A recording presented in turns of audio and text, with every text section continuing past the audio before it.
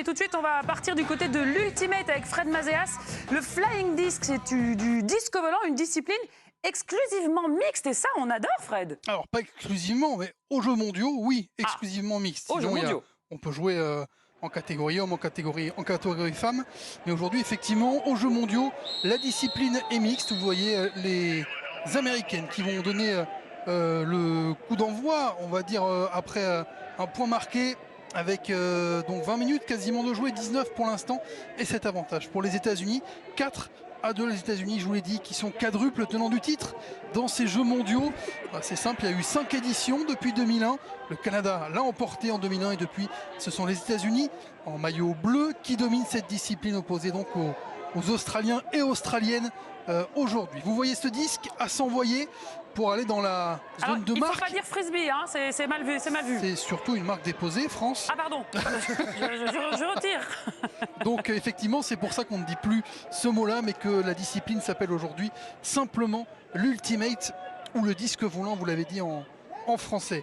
Alors, c'est un jeu de gagne-terrain finalement, puisqu'il faut aller dans la zone de marque, peut-être comme ça. On peut dire touchdown? Et touchdown. Voilà, France, oui, on peut dire touchdown si vous voulez. Vous allez en dire un paquet aujourd'hui. On va le garder pour le flag foot, on va dire point marqué pour l'Australie. C'est sublime, c'est bien la façon dont tu le marques. Par contre, Fred, il y a le point commun là avec le touchdown entre guillemets. La grande différence, c'est qu'on ne peut pas bouger quand on est lanceur, hein, c'est ça. C'est-à-dire qu'une fois qu'on a le disque dans les mains, pour la relance, on doit avoir les deux pieds au sol, hein, enfin on doit être ancré, on ne peut pas se déplacer avec le disque, il faut le lancer directement. On ne peut pas se déplacer avec le disque, on va essayer d'expliquer au fur et à mesure, alors que là le catch est magnifique de la part de Sam McCuckin qui ramène l'Australie à 4-3, mais effectivement, vous avez le droit à autant de passes que vous voulez, dans toutes les directions que vous voulez, vers vos partenaires. En arrière, en avant, peu importe. Absolument. La seule chose, c'est qu'effectivement, une fois que vous avez récupéré le disque, vous avez le droit à un petit pas ou deux petits pas pour vous arrêter dans le mouvement si vous voulez. Mais effectivement après, vous êtes fixe, vous avez le droit d'avoir un pied de pivot, de tourner autour de ce pied de pivot, mais il faut trouver ensuite un partenaire, vous n'avez plus le droit de bouger. Et il faut le faire dans les 10 secondes après avoir récupéré. Ah oui, en plus. Ah oui, 10 secondes et c'est l'adversaire qui compte. Parce que c'est un sport qui est auto-arbitré.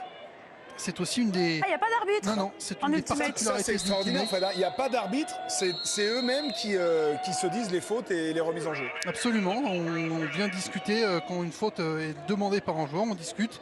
Fred, sans vous poser de colle, je me demande si c'est pas l'une des seules disciplines au monde où c'est comme ça. Hein. Je connais très peu, voire pas d'autres disciplines. J'ai réfléchi, j'en ai pas vu beaucoup. Franchement, ça me dit pas grand-chose. Alors vous avez des aides quand même, arbitres sur les côtés, mais ce sont les joueurs qui doivent décider. Ça fait partie de l'esprit du jeu qui est une vraie codification de l'Ultimate. Et même à ce niveau, même à des jeux mondiaux, on peut se passer d'un arbitre et décider d'être fair play et se débrouiller entre soi, quoi.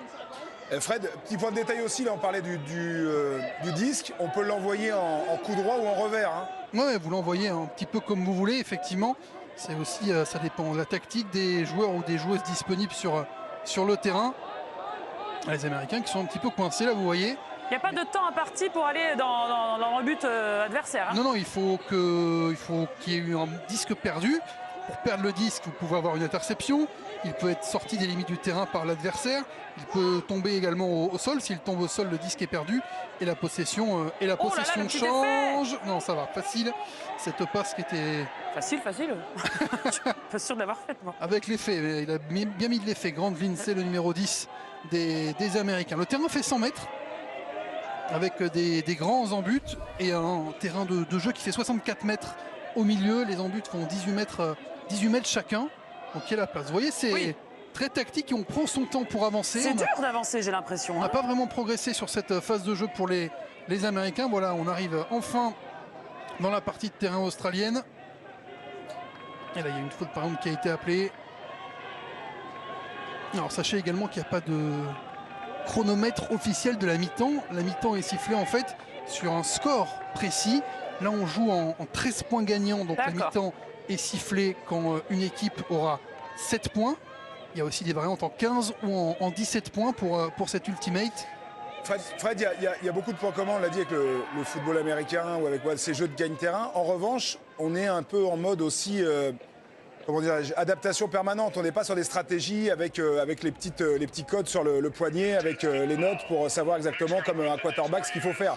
Là, il y a de l'adaptation en permanence. Hein. Ah, vous avez beaucoup moins le temps, effectivement. Il n'y a pas d'arrêt de jeu. c'est moins un jeu d'échecs que le flag football ou le football américain, effectivement.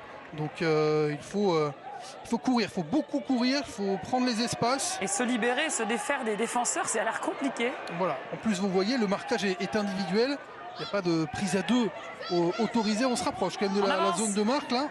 Et Fred, défense, on l'a vu, mixte aussi, hein, c'est-à-dire qu'une femme peut défendre sur un homme et inversement. Ouais, et là, Oui, ça va rentrer ou pas? Ouais, pour Chris Cocher. il n'avait pas vu celui-là. Touchdown, France, allez-y. Je vous laisse le prochain. Non, c'est le touchdown, c'est pour le flag foot. Point pour les États-Unis en tout cas là-dessus. Vous avez vu, ils ont mis beaucoup de temps à construire leur attaque. Et une fois arrivé près de la zone de marque, ça a été très vite. Ouais, et une fois que le marquage est un peu lâche, la Chris Cocher, il n'avait plus qu'à laisser les pieds dans la end zone pour marquer.